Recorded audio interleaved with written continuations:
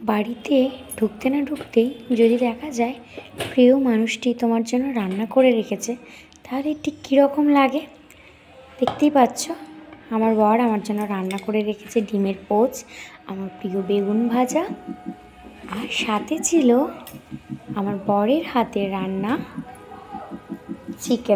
Chicken কষা বা রসা, দুটোর মধ্যে একটা বলতেই পারো। সত্যি বলতে দারুণ রান্নাটা হয়েছিল, মানে আমি খুব ভালোভাবে খেয়েছিলাম। আমি সত্যি ভাবতে পারিনি আজকেও চিকেন আনবে।